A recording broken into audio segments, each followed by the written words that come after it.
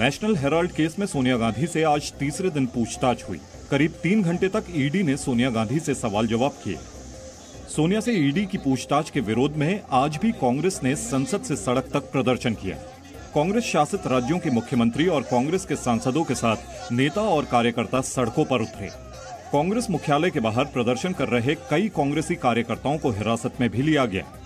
राजस्थान के मुख्यमंत्री अशोक गहलोत ने आरोप लगाया कि ईडी के पास सीबीआई से भी ज्यादा शक्तियां हैं और इसीलिए पूरे देश में उसका आतंक है। ये जो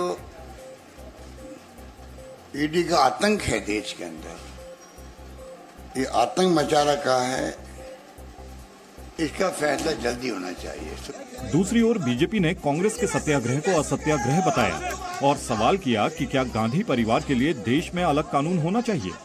सोनिया गांधी जी, राहुल गांधी जी जमानत पर है भ्रष्टाचार के गंभीर आरोपों को लेकर और जांच एजेंसियां उनको जांच के लिए बुला रही हैं। तो देश ये सवाल पूछता है, क्या गांधी परिवार की जांच ना हो? क्या उनके लिए अलग नियम कानून बने? AIMIM के अध्यक्ष असदुद्दीन ओवैसी ने कांवड़ यात्रा के बहाने सरकार पर सवाल उठाए हैं। कांवड़ यात्रा के दौरान किए गए इंतजामों का जिक्र करते हुए ओवैसी ने ट्वीट किया कि ये भेदभाव क्यों, समानता नहीं होनी चाहिए, एक से नफरत और दूसरे से मोहब्बत क्यों, एक मजहब के लिए ट्रैफिक डाइवर्ट और दूसरे के लिए बुलडोजर क्यों। असदुद्दीन ओवैसी ने कहा कि जनता के पैसे से कांवड़ियों पर फूल बरसाए जा रहे हैं। सरकार का ऐसा बर्ताव मुसलमानों के साथ क्यों नहीं है? हम ये कह रहे हैं कि भाई आप उन पर रहम कर रहे हैं, हम पर भी तो रहम करिए। ये कौन सा है कि भाई आप वहाँ पर फूल बरसाएंगे और हमारे घर को तोड़ देंगे आप बगैर नोटिस दिए। सरकार भाजपा के उत्तर प्रदेश में मुसलमानों से नफरत करना छोड़ दे। ओवैसी के आरोपों पर बीजेपी ने पलटवार किया और कहा कि ओवैसी धर्म के नाम पर लोगों को बांटने की कोशिश कर रहे हैं। असदुद्दीन ओवैसी सरीखे नेता केवल सांप्रदायिक विभाजन कैसे हो सके, भावनाएं कैसे भड़काई जा सके, इसके लिए तरह तरह के सवाल खड़े करने का काम कर रहे हैं। पश्चिम बंगाल में जारी टीचर भर्ती घोटाले में गिरफ्तार अर्पिता मुखर्जी की मुसीबत बढ़ती जा रही है। आज ईडी को अर्पिता के बेलघरिया वाले फ्लैट से भी करोड़ों का कैश मिला है। अमाउंट इतना ज्यादा है कि ईडी ने नोट गिनने के लिए 5 मशीनें मंगवाई हैं। ईडी को इनपुट मिला था कि अर्पिता के क्लब टाउन वाले अपार्टमेंट में भी कैश छिपाकर रखा गया है। छापेमारी में कितनी रकम मिली है अब तक ये साफ नहीं हुआ है। इतनी भारी मात्रा में कैश मिलने के बाद भी ममता बनर्जी अपने मंत्री पार्थ चटर्जी का बचाव कर रही हैं। टीचर भर्ती घोटाले में आज टीएमसी विधायक माणिक भट्टाचार्य से भी कई घंटों की पूछताछ हुई।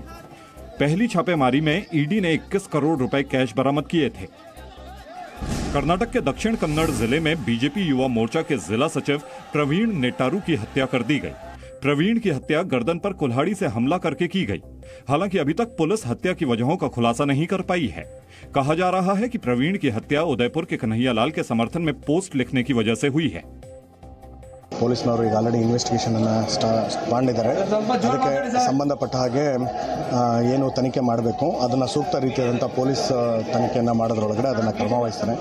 प्रवीण की हत्या के बाद इलाके में तनाव है। भारतीय जनता युवा मोर्चा के कार्यकर्ता सड़कों पर उतरकर इंसाफ की मांग कर रहे हैं। इस बीच कर्नाटक के मुख्यमंत्री बसवराज बोम्मई ने प्रवीण के हत्यारों को जल्द पकड़ने का भरोसा दिया है। बोम्मई ने कहा कि क्योंकि हत्या केरल सीमा के पास हुई है, इसलिए पुलिस की एक टीम जांच के लिए केरल भी भेजी गई है। सुप्रीम कोर्ट के वकील विनीत जिंदल को जान से मारने की धमकी दी गई है। विनीत जिंदल के घर एक चिट्ठी भेजकर उनका सिर तन से जुदा करने की धमकी दी गई है। विनीत जिंदल ने अपनी और परिवार वालों की जान को खतरा बताते हुए पुलिस में शिकायत दर्ज करवाई है। पुलिस ने केस दर्ज कर जांच शुरू कर दी है। विनीत जिंदल ने कुछ दिन पहले हिंदू देवी देवताओं के अपमान का आरोप लगाते हुए अजमेर दरगाह से जुड़े सरवर चिश्ती के बेटे आदिल चिश्ती के खिलाफ पुलिस में शिकायत दर्ज करवाई थी। जो लोग धार्मिक भावनाओं को आहत करते हैं, भड़काते हैं, वो लोग, ऐसे लोग जो कट्टरता फैलाते हैं, ऐसे लोग लगातार मुझे धमकी दे रहे हैं। आशा है जल्द ही दिल्ली पुलिस कार्रवाई करेगी। हालांकि अब तक ये साफ नहीं हुआ है कि विनीत जिंदल को यह धमकी भरी चिट्ठी किसने और कहां से भेजी है। आम आदमी पार्टी के राज्यसभा सांसद संजय सिंह को 1 हफ्ते के लिए सदन से निलंबित कर दिया गया है। संजय सिंह पर सदन में हंगामा करने और पेपर फाड़कर सभापति की कुर्सी की ओर उछालने के मामले में कार्रवाई की गई है। मैंने सरकार से मांग की कि आइए जवाब दीजिए 55 लोगों की मौत पे। मेरी बात का जवाब नहीं देते, सदन में चर्चा कराते नहीं, उठा के सस्पेंड कर दिया। तो कोई बात नहीं, सस्पेंड किया है, हमारे बाकी साथी सांसद जो हैं वो सदन में आवाज उठाएंगे। निलंबन के बाद भी संजय सिंह का विरोध प्रदर्शन थमा नहीं और उन्होंने सदन में घुसकर फिर से बैनर लहराए। संजय सिंह का कहना है कि वो गुजरात में शराबबंदी के बाद भी शराब से हुई मौत का मुद्दा सदन में उठाना चाहते थे। प्रवर्तन निदेशालय यानी ईडी को पीएमएलए एक्ट के तहत मिले अधिकारों पर सुप्रीम कोर्ट ने अहम फैसला सुनाया है। ईडी के अधिकारों में कटौती की मांग से जुड़ी 100 से अधिक याचिकाओं को सुप्रीम कोर्ट ने खारिज कर दिया और कहा कि ईडी को जांच के लिए जो अधिकार दिए गए हैं वो सही हैं और आगे भी जारी रहेंगे। सुप्रीम कोर्ट ने कहा कि ईडी वजह बताकर गिरफ्तारी कर सकती है। केस दर्ज होने के बाद ईडी की इंफॉर्मेशन रिपोर्ट की कॉपी सौंपने की बाध्यता नहीं होगी। ईडी के अधिकारियों के सामने दर्ज बयान सबूत माने जाएंगे। इसके साथ ही कोर्ट ने जमानत की शर्तों पर उठाए गए सवालों को भी खारिज कर दिया।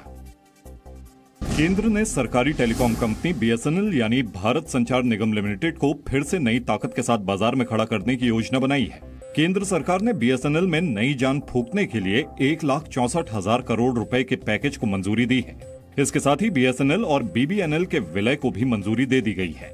इससे हमको विश्वास है कि देश के कोने कोने में जो ब्रॉडबैंड सर्विस ले जानी है ऑप्टिकल फाइबर से, उसमें बहुत बड़ा बूस्ट मिलेगा। उसके लिए ये वाला अनुमोदन किया गया आज कैबिनेट में। केंद्र सरकार ने देश के 25,000 से ज्यादा गांवों तक 4G नेटवर्क पहुंचाने के लिए 26,316 करोड़ रुपए के फंड का भी ऐलान किया है।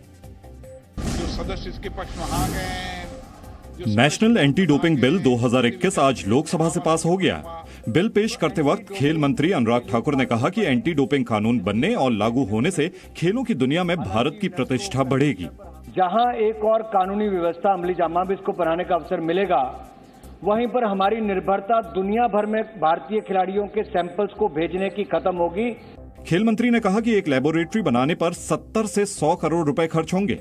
देश में बड़े खेल आयोजन करने के लिए लेबोरेटरी जरूरी है। लेबोरेटरी बनने के बाद हर महीने 10,000 सैंपल की जांच हो सकेगी। फिलहाल अमेरिका, चीन, ऑस्ट्रेलिया, जापान और दक्षिण कोरिया में ही एंटी डोपिंग कानून लागू है। स्पाइस जेट के विमानों में लगातार आ रही तकनीकी खराबियों के बीच डीजीसीए ने एयरलाइन के खिलाफ बड़ा एक्शन लिया है। 8 हफ्तों के लिए स्पाइस जेट की 50% उड़ानों पर रोक लगा दी गई है। इन 8 हफ्तों तक स्पाइस जेट को अतिरिक्त निगरानी में रखा जाएगा। डीजीसीए की ओर से यह भी कहा गया है कि भविष्य में एयरलाइन 50% से ज्यादा उड़ाने चाहती है तो उसे यह साबित करना होगा कि उसके पास पर्याप्त संसाधन और स्टाफ मौजूद है। 19 जून से अब तक 8 बार तकनीकी खामी की घटनाएं हुई हैं। कुछ दिन पहले डीजीसीए ने स्पाइस जेट को एक नोटिस दिया था। राज्यसभा में सरकार ने माना था कि कुछ तकनीकी खामियां तो हैं। जांच रिपोर्ट के बाद डीजीसीए ने माना है कि स्पाइस जेट सुरक्षित और भरोसेमंद सेवा देने में नाकाम रही है, लिहाजा एक्शन जरूरी है। 5 जुलाई को एक ही दिन में 3 विमानों में गड़बड़ी आ गई थी, जिसकी वजह से पाकिस्तान तक में इमरजेंसी लैंडिंग करनी पड़ी।